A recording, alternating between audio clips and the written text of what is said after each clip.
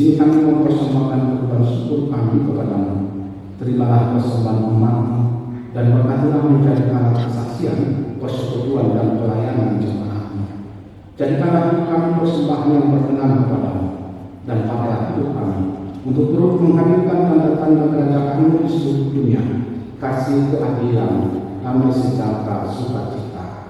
Bukalah hati kami oleh Roh Kudus-Mu, agar kami senantiasa mengucapkan syukur dan terima kasih kepadamu di dalam nama Yesus Kristus Tuhan kami.